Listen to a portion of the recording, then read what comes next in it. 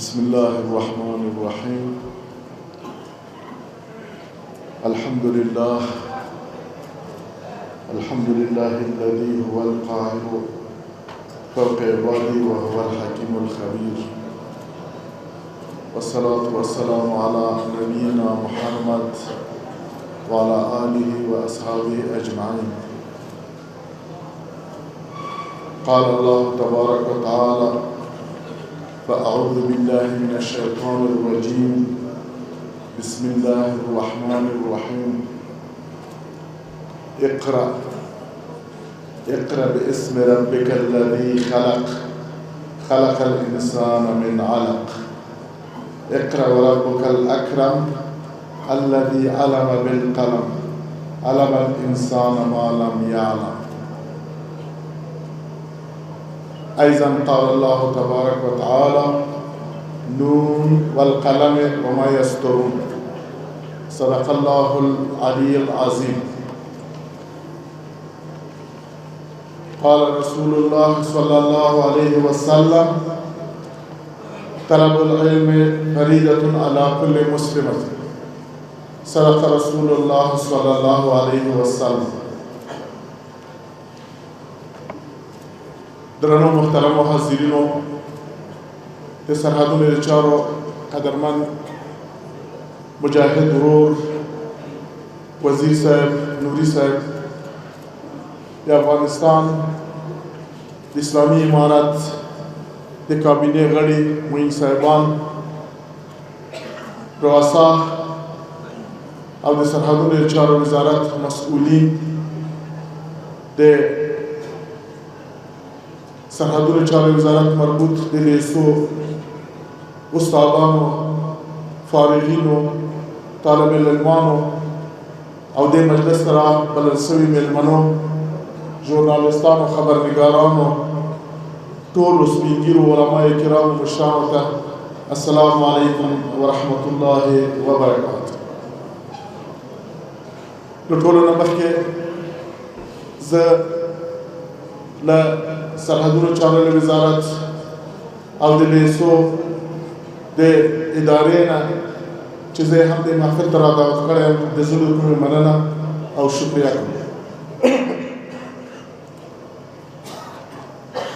او بیا غواړم چې د ګرانو هغه محصلین، ځوان محصلین چې نن د فراغت سند لاسته کوي او خپل ابتدایي او متوسطه دوره سرته رسوي او فارغیږي، جامعې ته تقدیمیږي، پوهنتون ته ځي او لوړو زده کړو دپاره ځي، زه د دغو محصلینو ټولو ته د زړه له کومې مبارکي ورته وایم. الله پاک دې د دوی په علم کې، د دوی په عمر کې او د دوی په صحت کې برکت واچي. او زموږ امید هم دا دی چې دوی د خپل تعلیم او تربیې ته، تحصیل ته نوره هم توجه وکړي او کوشش وکړي چې نور لوړ تحصیلات هم حاصل کړي. او زه له هغو استادانو نه، هغه اداري کارکنانو او سټاف نه چې د دوی په تربیه کې شپه ورځ زحمت ویستلی ده هم مننه او شکریه کوم چې دغه ځوان نسل یې تربیه کړ او نن یې جامعې ته تقدیموي. محترم ورونو، دې کې جای د شک نشته چې علم هغه رڼا ده چې انسانیت، بشریت او د مځکو آسمان رڼا کوي. همدا دی چې قرآن عظیم الشان کې الله پاک علم په داسې شکل تشریح کوي لکه د ړانده و د بینا، لکه د رڼا و د تیاره. له دې نه مطلب دا سو چې الله پاک جل تعظمته موږ ته د علم اهمیت راښيي چې علم په جامعه کې څومره مهمه ده. او هغه دا دی چې که هره جامعه د علم په زیور سره مزینه وه، هغه به بینا وي. او کومه جامعه کې چې علم نه وي، بې علمي وي، بې تعلیمي وي، بې سوادي، هغه به داسې وي لکه ړانده. او همدارنګه کومه جامعه کې که علم وي، هغه کې به رڼا وي، او کومه کې چې نه وي، هغه کې به ظلمت او تیارګي وي. نو د علم لوی فضیلت په دې کې د قرآن عظیم الشان کې متواتر آیاتونه، د جناب رسول الله صلی الله علیه وسلم مبارک احادیث، زمونږ د فقه علما او زمونږ په مذهب کې د دې ډېر تشویق او ترغیب راغلی دی چې جامعه اسلامي باید په علم په زیور باندې ځان رڼا کړي. نو مخکې آیت چې قرآن عظیم شان چې ما ولوسته چې د اقرا آیت او د وحی اولین جملې او کلمې چې الله پاک د جبرئیل امین علیه السلام په واسطه په غار حرا کې په نبی کریم صلی الله علیه وسلم باندې نازله کړې، نو اوله کلمه ده ورته وایي چې اقرا، ووایه ای محمد صلی الله علیه وسلم. دا نه ورته وایي چې لمونځ وکړه، دا نه ورته وایي چې زکات ورکړه، دا نه ورته وایي چې دا وکړه یا دا وکړه د دنیا نور مسایل، ورته وایي اقرا. لدينا هدف او درس او تعلیم د رسول الله صلی الله علیه وسلم امتیانو ته بشریت ته همدا ده چې اول باید زده کړه سړی وکړي، ووایي زده کړه وکړي، بې له زده کړې هېڅ کار مخته نه ځي. که موږ زده کړه وکړو، پوهه وکړو، علم وکړو، بیا په هغه ساحه کې موږ ترقي کولی شو. او د همدې اقرا برکت و چې مسلمانانو د وخت له مکې نه چې د جهالت مرکز و، د اسلام رڼا له یوې پېړۍ نه په کم وخت کې د چین تر سرحدو تر اروپا او امریکا او تر نننۍ فرانسې او هسپانیې پورې ورسوله او ټول د اسلام په رڼا باندې مزین کړل. نو د علم هغه برکت د دې باندې ډېر په اسلام او په شریعت کې په دې باندې ډېر زور اچول سوی دی چې اسلامي جامعه باید له علمه برخوردار وي. نن زموږ څه ځوانان چې له یوې دورې نه فارغېږي، دا د خوشحالۍ ځای دی او د افتخار او ویاړ ځای دی. خو ځوانانو ستاسو ته زما یوه مشوره دا دی چې علم په دې باندې نه ختمېږي، دا علم بحر دی. تاسو یو څه زده کړل، الله پاک توفیق درته درکړي، کوشش وکړئ چې دغه د ځوانۍ عمر او دغه حالت کې چې اوس تاسو یې چې په دې ملک کې صلح هم شته، تاسو ته زمینه د تعلیم او د علم د حاصلولو مساعده ده، کوشش وکړئ چې خپل علمي درجه اوسه بیا نوره هم لوړه کړئ، نورې هم مخته بوځئ.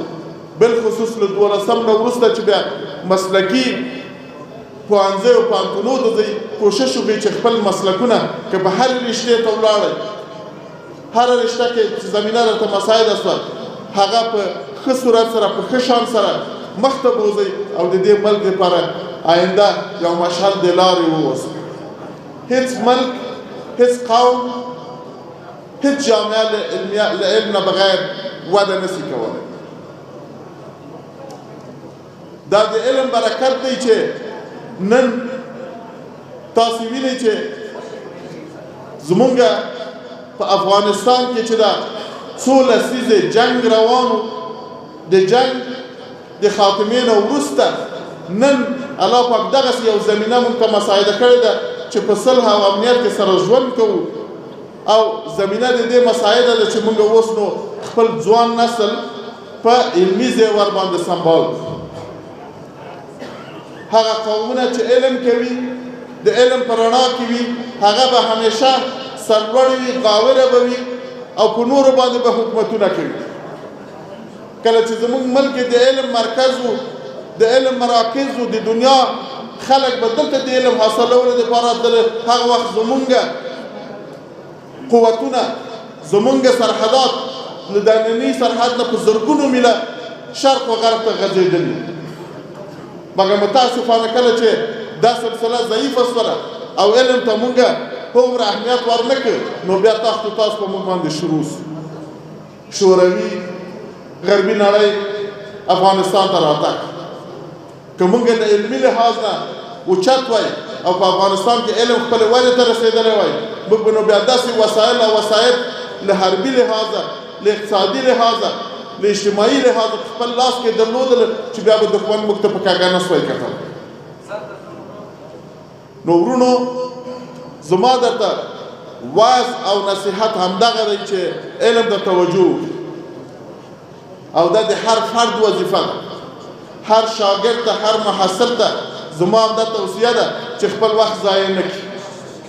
کوشش وکړي چې له خپلو استادانو نه خپلو اکابرو نه هره لحظه او هره دقیقه ضایع نه کړي، پوښتنې ځینې وکړي او کوم شی چې د دوی په نصاب کې دی هغه په ښه صورت سره زده کړي. او همدارنګه زما استادانو ورونو ته هم دا وصیت و نصیحت دی چې هغه د دې ملک د بچیانو د تربیې په مقابل کې غفلت ونه کړي. هره دقیقه هره لحظه هره ګړۍ قیمتي ده. که موږ دا نن نوی نسل د علم په زیور سره ښایسته کړو نو آینده به د دې ملک ښایسته وي. دا ملک به آینده په نظامي لحاظ، په سیاسي لحاظ، په اقتصادي لحاظ باندې په خپلو پښو باندې به ولاړ وي. دا به یو باعزته قوم وي، دا به یو سرلوړی ملک وي. موږ به کولی شو چې له نورو خلکو سره کومک وکړو. نن چې کوم تاخت و تاس په اسلامي نړۍ باندې روان ده، په اسلامي ملکونو باندې روان ده، د دې یو علت همدغه ده چې په دې ملکونو کې علم په صحیح صورت سره وده نه ده کړې. نو دا د علم اهمیت. همدارنګه به د امارت په چارواکو په مسؤلینو باندې همدا غږ دی د ورورګلوۍ او د انډیوالۍ چې د علم دروازې د زمونږ د ملک د ځوان نسل د بچیانو په مخ باندې خلاص. هر ملک چې د علم دروازې تړلې وي هغه ملک تاریخ. هر ملک چې د علم دروازې تړلې وي هغه به په فقر سره مبتلا وي. هر ملک چې د علم دروازې تړلې وي هغه ملک به اشغالېږي او تحت تاثیر د نورو قومونو به راځي. هر ملک چې د علم دروازې تړلې وي هغه ملک به وږی وي، نورو ته به یې لاس د احتیاج نیولی. دا بهترینه زمینه ده چې موږ ته مساعده شوې ده.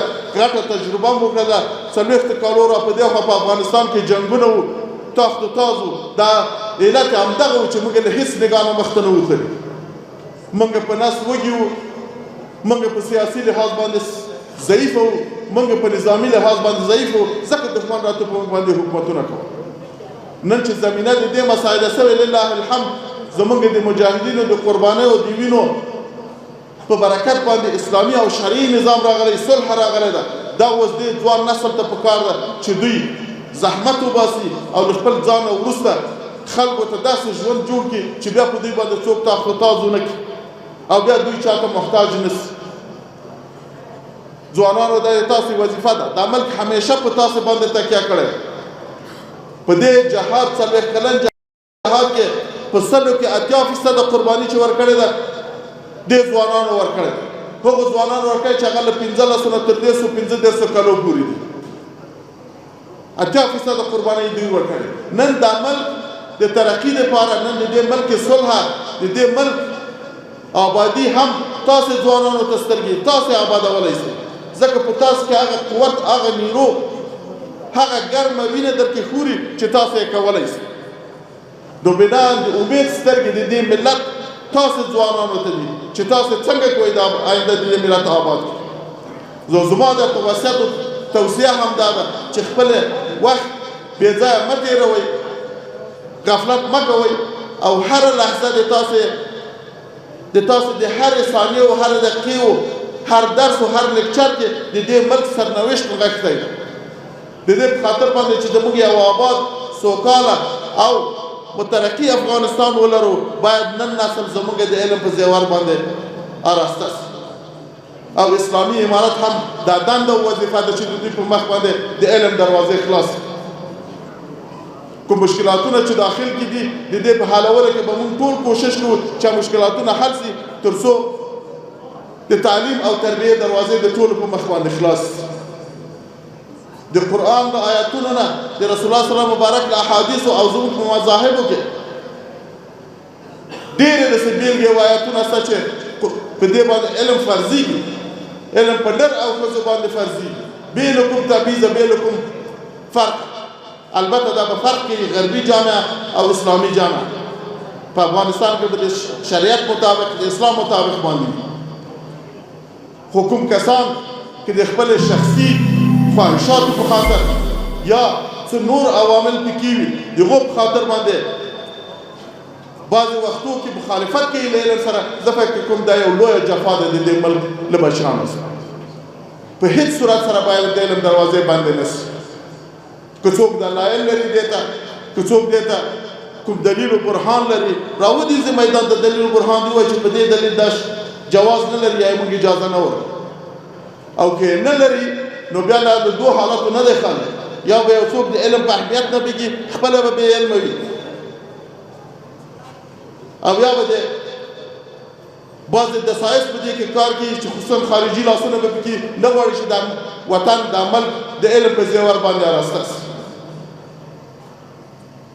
نو څومره زر چې کېدلی سي زه وایم زمونږ هغه مسؤلین چې هغه د تعلیم او تربیې په بخش کې کار کوي کوشش وکړي چې د علم دروازې د ټولو په مخ خلاص کړي.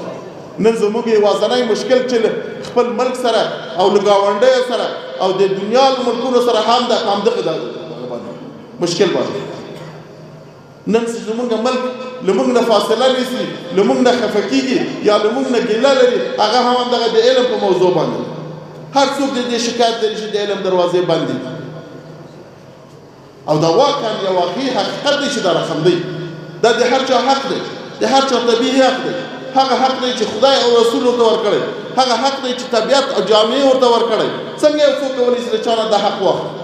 که څوک دا حق ترې راخلي، دا د دې انسانانو د دې ملک د دې افغانانو په مقابل کې د دوی په حق باندې تجاوز د صریح ظلم دی.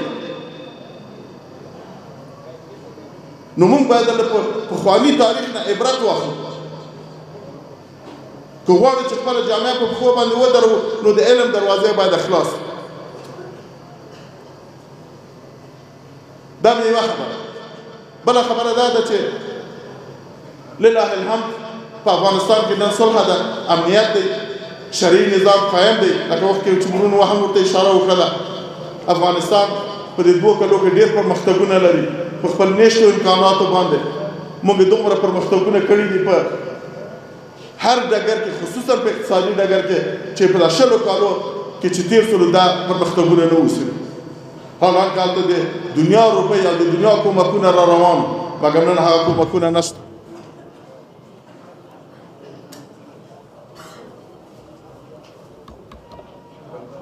لله الحمد نن وضع او حالات دې ته آماده دي چې مونږ خپل ملک په خپلو پښو باندې ودرو، له اقتصادي نګاه نه، نظامي نګاه نه او له سیاسي نګاه نه. دې کې جای د شک نشته چې مونږ داخلي او خارجي دښمنان لرو چې هغه نه غواړي چې افغانستان په خپلو پښو باندې ودرېږي، په افغانستان کې یو قوي مرکزي حکومت وجود ولري. ځکه دا د دوی په نفع نه ده. که په افغانستان کې یو قوي اسلامي او شرعي مرکزي حکومت وجود لري نو بیا دوی خپل ملکوتایفي نسي کې چلولی، دوی خپل پاچاهي په هر کلي په هر قریه باندې نسي کولی، بیا دوی د افغانستان له اوبو استفاده نسي کولی، دوی د افغانستان له معادنو نه استفاده نسي کولی. د دوی منافع په خطر کې لویږي.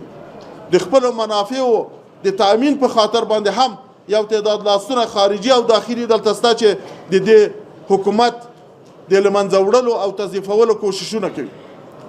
خو زه په دې باور یم انشاءالله هغه کسان چې اوس هم تخریب کوي، پرون له دوی سره بادارانو د دنیا قوتونه ورسره موجود وو، له دوی سره مالي و نظامي امکانات وو، دا یې ونه سوی کړی چې د اسلامي امارت او د اسلامي نظام مخه ونیسي. نن هم زه په دې باندې مطمئن یم چې په خاص پروپاګندو او مجالسو باندې به انشاءالله دوی هېڅ هم نسي کولی. دا ملک نور فیصله کړې ده چې نور به له دې ملکه د جنګ ټغر ټولوو. د ملک نوره فیصله کړې ده چې موږ خپل ملک آبادوو. د دې ملک خلکو فیصله کړې ده چې نن به موږ باندې دې نه علم ته توجه کوو او دا ملک بل اقتصادي او سیاسي نګاه په خپلو پښو باندې درو. د افغانستان اسلامي امارت دې ته مصمم دی چې د خلکو د ژوند د بهبود لپاره هر نوع هلې ځلې وکړي.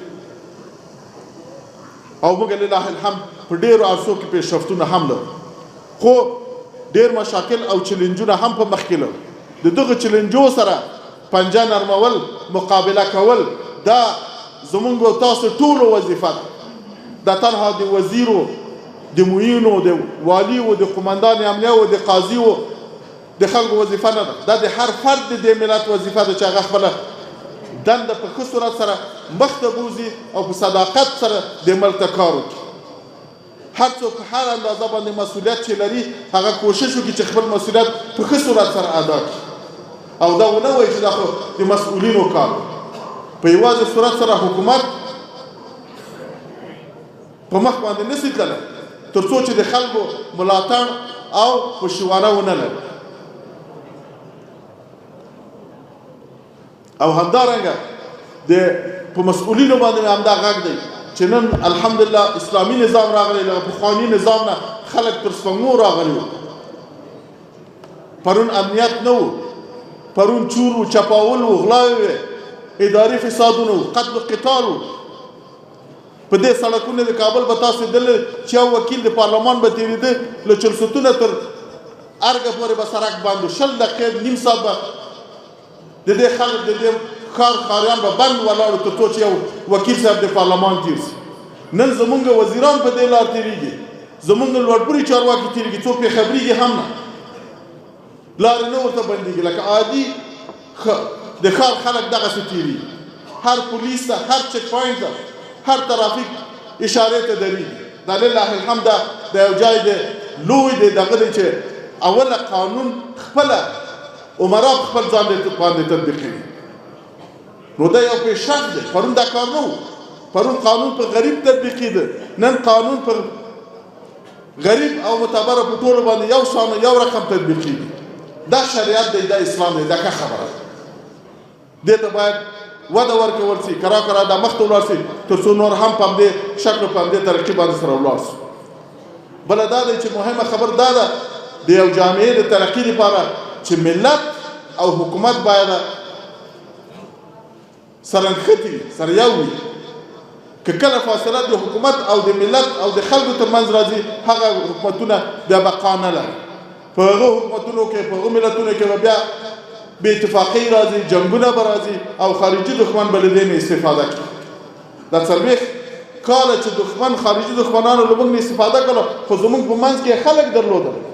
د هغو په واسطه به دوی کوشش کوي چې افغانستان ته راداخل شي او افغانستان اشغال کړي. او دا ځکه و چې د ملت او د حکومت ترمنځ فاصله. نن اسلامي امارت لله الحمد چې اکثریت د دې ملت شاته ولاړ دي، ملاتړ یې کوي، لکه څنګه چې په جهاد کې ملاتړ وکړي داسې اوس هم ملاتړ کوي. نو دا اسلامي امارت ته هم لازمه ده چې نور هم کوشش وکړي چې دا ملت ځان سره ودرېږي. او د ملت درېدل ډېره اسانه خبره ده. ملت بل څه نه غواړي، ملت غواړي چې دوی سره عدالت وشي، د غریب او د معتبر د لوړو دوو ټیټو دا فرق ونه شي. که څوک محکمې ته ځي، قضا ته ځي، دا فرق ونه شي چې څوک څوک دی، څوک څوک نه دی. د خدای د دین، د خدای د شریعت مطابق فیصله ورسره وشي. ملت دا عدالت غواړي، ملت دا غواړي چې د ټولو ته زمینه د علم برابره شي، هر ځای کې د علم دروازې خلاصې دي، ټول په مخ باندې بدون تبعیض.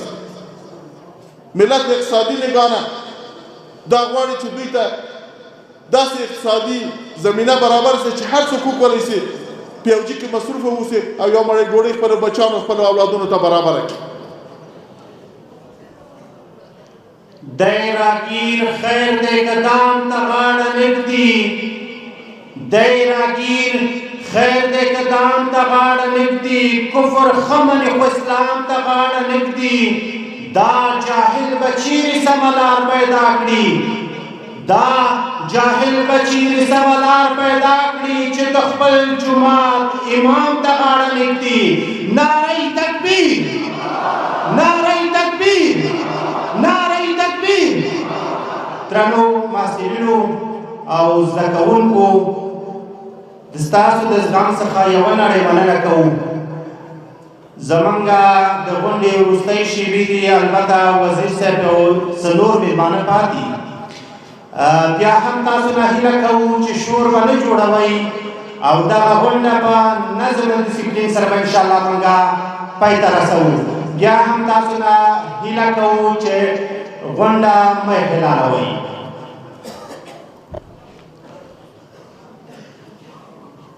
نو کله چې په یو جامعه کې، یو ملک کې د علم دروازې خلاصې شي، عدالت تأمین شي، خلک خپل مشکلات، خپل مشاکل خپل عمراو ته په هر وخت زمان کې رسولی شي، د ملت او د حکومت ترمنځ فاصله نه وي او هر وخت دوی سره یو له بله ناستې وي او مشورې سره کوي، بیا دا جامعه هیڅ وخت خارجي دښمن او نه داخلي دښمن په دوی کې نفوذ کولی شي. او که دغه مسایل نه وي نو بیا به له دې نه هم داخلي دښمنان او هم خارجي دښمنان غلطه استفاده کوي او د ملت او د حکومت منځ کې به فاصلې راولي. لکه د پخواني حکومتونه چې موږ ولیدله د هغو د ناکامۍ یو علت هم دغه و چې ملت له دوی سره نه و،